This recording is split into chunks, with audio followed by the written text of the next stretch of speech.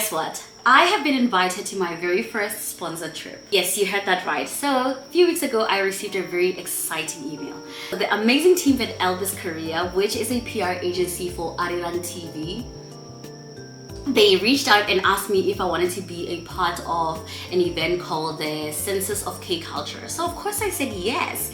I mean, this is such an amazing opportunity.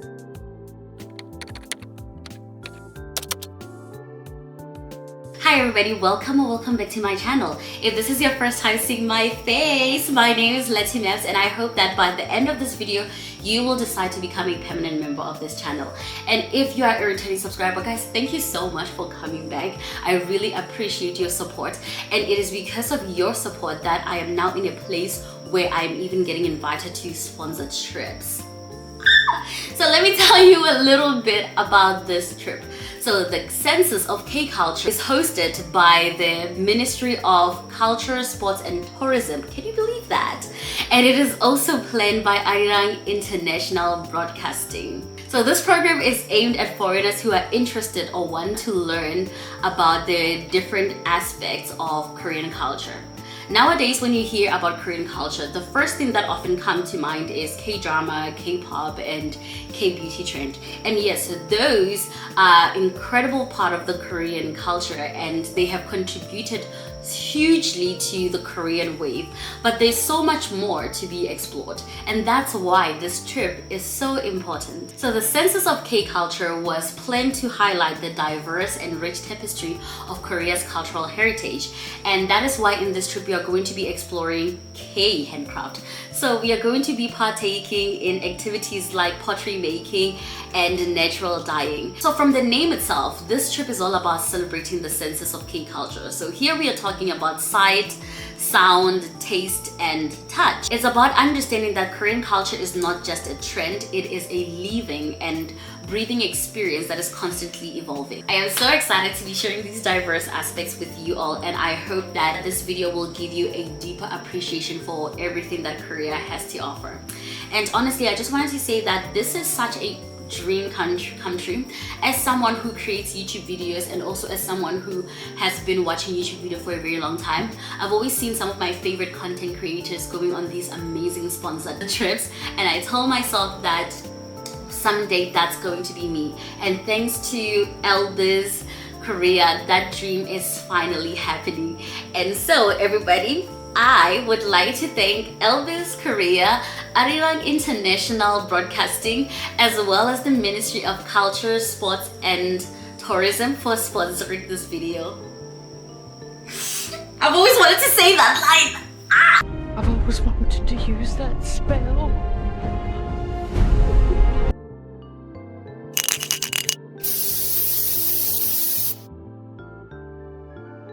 For this trip, the organizers had arranged a bus from Seoul to Jeonju. But since I live further from Seoul but closer to Jeonju, I asked if I could meet the group in Jeonju instead, and they said that it was okay. My friend Mpo, or Be The Scientist on Instagram, TikTok, and YouTube joined me on this trip. Many of you probably don't know, but Mpo and I have been friends since university. We even lived at the same student accommodation, which is how we met. But here we are, years later, in South Korea. About Jeonju, it is a city with over 1,300 years of history and culture. Our first stop there was at Hanul Papsang, a restaurant that offers traditional Korean cuisine. We had tteokgalbi, a delicious Korean dish that is made from beef ribs. It was so tender because the meat is already chopped into smaller pieces and softened.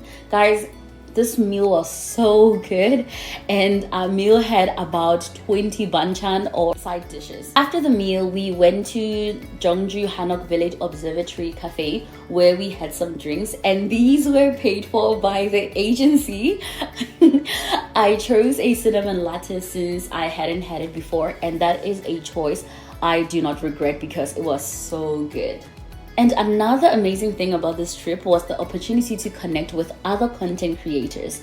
I met so many different people doing different things in Korea. And I also got to meet some other South African creators whose content I have consumed. So if any of the content creators that I met on the trip are watching this video, guys, it was so lovely meeting you. I hope to see you again someday. Monica, say hi.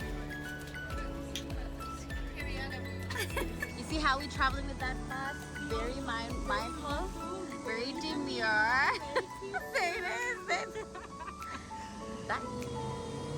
Okay, so we're going to a pottery class right now. We then headed to Jeonju Traditional Culture Center where we had pottery class.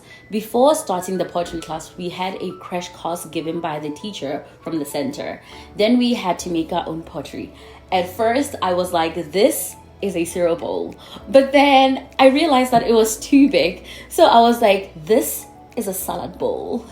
And I just want to give a special shout out to the LBIS staff. They were so patient with us when it came to taking pictures and videos. They actually encouraged it. Some of the staff even offered to help us record videos, which was so nice because a lot of us, we had like dirty hands because we were doing pottery. And again, it was so nice to travel with fellow content creators.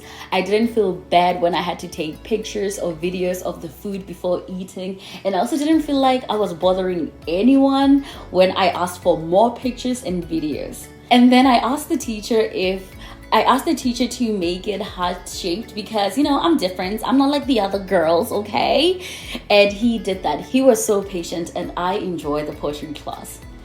And after we did the pottery, we had to write our names on our pottery and we had to leave them at the center where they would be baked. We were informed that some pottery may break during the baking process. So if you don't receive your pottery, just know that it's one of the others that broke. I am still waiting for mine. I hope that I receive it, but it has been over a week. So I don't know how this is looking. Guys, it's so hot. It is so hot. We're literally sweating bullets. My makeup has melted. I was a hot girl when I came here. Now I look like I just worked a farm. Send help. After the pottery class, we left the Jeolla province and we went to Naju, a city in Jeollanam-do, which is where I actually live in Korea. We went to the National Center for Forest Education, which is a national recreational facility that is located on the Gimseong-san mountain. Put my bag here.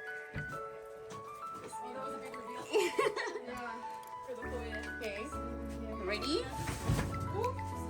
Oh. Wow. So spacious. It's empty. We were assigned roommates and I got to share with Mpo, Sune, and Ariel, which I'm so happy about. I'm still really happy about that. We had so much fun. It felt like a sleepover amongst friends. And when it comes to the sleeping part, I was a bit apprehensive about sleeping on the floor since it's not something that I'm used to, but it was so comfortable and I slept so well. And for dinner, we had bibimbap, which tasted so good. I feel like you could never go wrong with bibimbap. And that chicken nugget looking thing was actually fried potatoes and it tasted so amazing. Potatoes are my favorite vegetables in any forms. And on the second day in the morning, I took a tour of the place and this place is absolutely stunning. I heard that some companies take their employees there to relax and do some workshops or bonding activities. This place was so beautiful.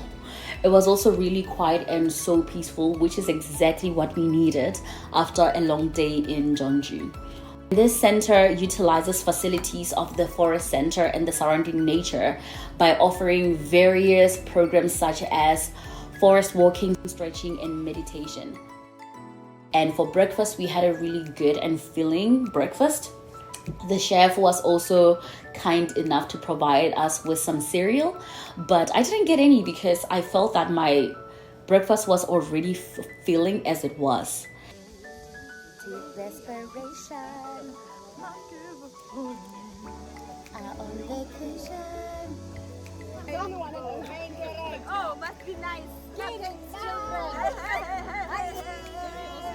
Cupcakes, children. We are on Lettuce Man. K-Culture. And now the main activity for the second day was visiting Korea's natural dyeing Museum, which is also located in Naju. And according to the information on the museum website, the city Naju is a central place of the ancient culture of Korea, where cotton fabrics, silk, and natural dyeing culture have been developed from ancient times. At the museum, we learned about traditional indigo blue dyeing techniques.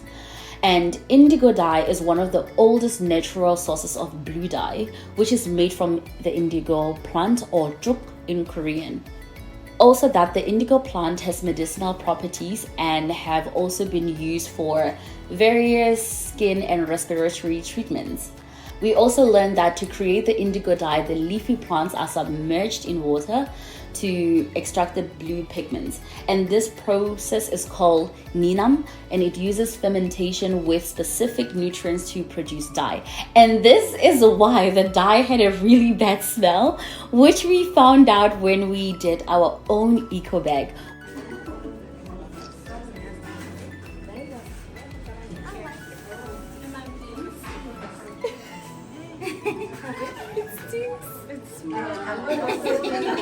Do not squeeze it, just stay in the water. Just put it in the water. Do not squeeze. I was squeezing. Give me the Like you want Do not give the massage.